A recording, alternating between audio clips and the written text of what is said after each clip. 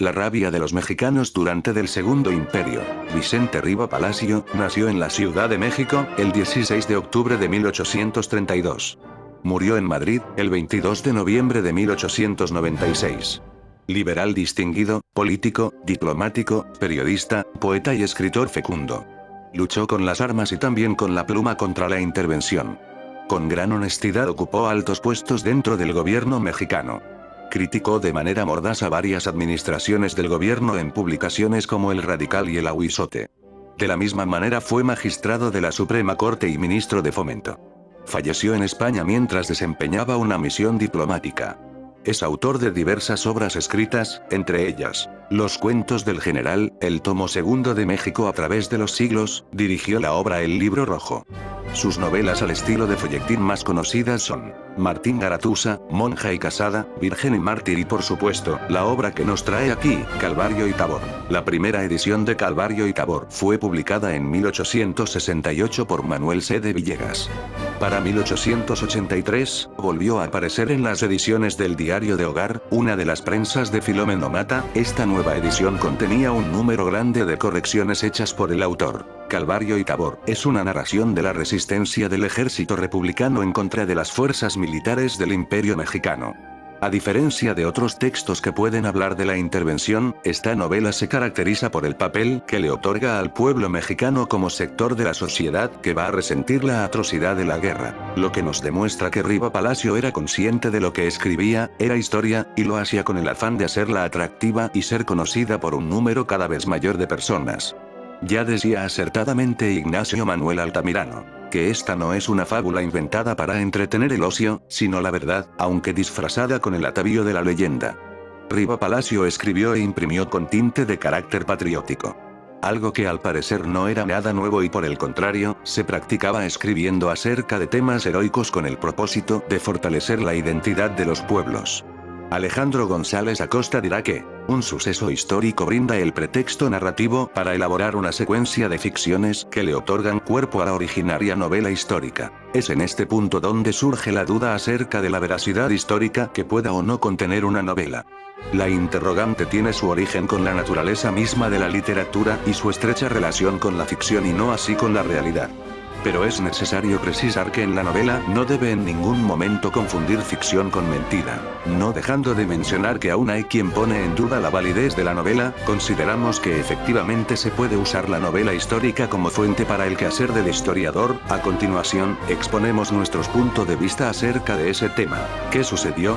Sabemos que la instauración del Segundo Imperio Mexicano trajo consigo muchas muertes tanto para el bando de los republicanos como para los imperialistas. Lo que no se menciona, y es difícil imaginar, fue que un sector de ellas no eran en el campo de batalla, sino por las malas condiciones de sanidad en la mayoría de los lugares de la República. Es importante hacer mención de cómo se administraba y quién se encargaba de la sanidad en aquella época. Hacia 1856 el presidente Benito Juárez desamortizó los bienes de la iglesia. Con esta medida los orfanatos y hospitales quedaron bajo el control del gobierno.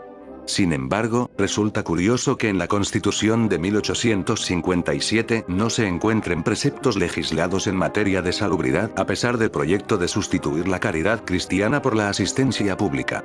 El proyecto de salud en manos del Estado tuvo mayor presencia para 1861, cuando se decrete la creación del Consejo Nacional de Beneficencia Pública, que convirtió los hospitales en servicio público dependiente del Estado.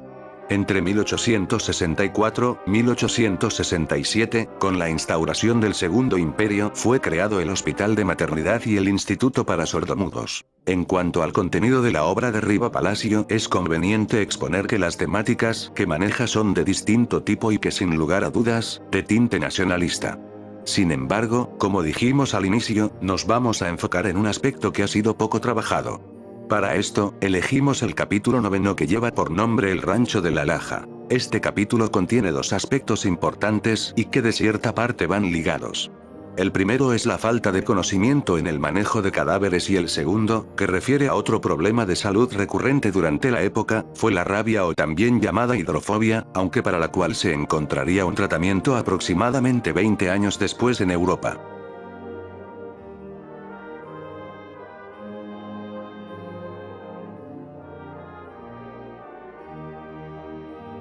De esta manera el autor hace referencia a un acontecimiento que se sitúa después de la batalla de Uruapan, el 19 de julio de 1865, los soldados se desplazaban hacia Tierra Caliente, en el camino llegan a un rancho llamado La Laja. A la distancia observan un grupo de personas que afuera de un jacal miran con curiosidad. Al acercarse a la escena observan una cosa espantosa.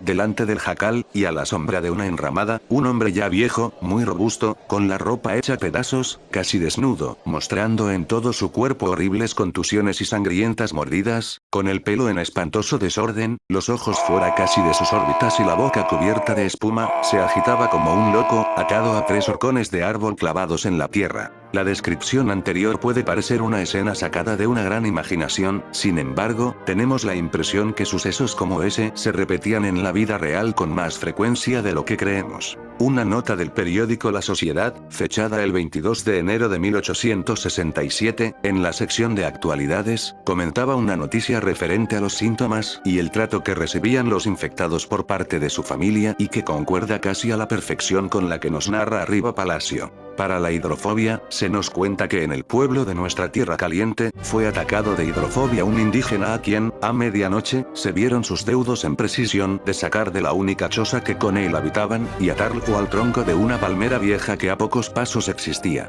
El calor del cuerpo del paciente y su viva agitación, hicieron salir algunos alacanes de los que en dicho tronco estaban anidados, picaron al enfermo, quien a poco quedó enteramente libre de la hidrofobia. De los 2 relatos y la imagen que presentamos, podemos observar las siguientes similitudes. El enfermo es conducido fuera de la choza donde vive, atado de pies y manos a algún tronco cercano, sin olvidar la agitación de la víctima causada por la enfermedad, así como la que existía en las personas a su alrededor motivadas por la curiosidad y el morbo de contemplar aquellos espectáculos. Aunque, no podemos afirmar que esta fuera una práctica generalizada en todo el territorio mexicano, la similitud entre el caso descrito por Riva Palacio y el narrado en el periódico de la época, nos sugieren que al menos la rabia era uno de los padecimientos comunes entre las personas del campo y la ciudad. A manera de conclusión, podemos decir que la historia tiene una estrecha relación y semejanza con la literatura.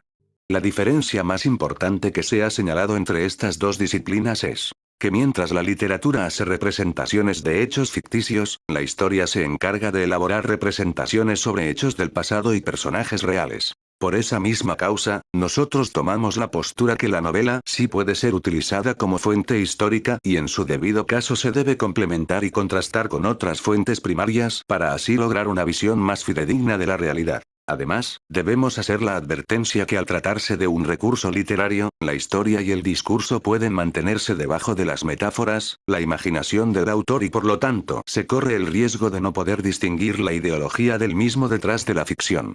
El contenido de una novela va de la mano con las intenciones conscientes de quien lo escribe y de aquellas que pudiera entender el lector, ambas pueden ser totalmente distintas. En el caso que decidimos ejemplificar, ajusta muy bien la situación presentada, se pudo utilizar tanto obra literaria como una nota periodística para corroborar que lo allí mencionado ocurría también en la vida cotidiana del país, esto permitió una coordinación singular, como lo vio el lector en el desarrollo del trabajo. Sin embargo, no descartamos ni por un momento que, dentro de este relato y los demás capítulos en la obra de Vicente Riva Palacio, contengan un discurso que solo puede verse y comprenderse por aquellos que tienen un amplio panorama y el mismo conocimiento del contexto en el que escribe el autor. De esa manera, dimos respuesta a nuestro objetivo general a través de uno particular, que fue de igual importancia al brindarnos información desconocida, al menos para nosotros, pues nos hizo reflexionar y por ende, no generalizar que las miles de muertes para esos años hayan sido a causa solo de la guerra, sino por otros factores como la hidrofobia.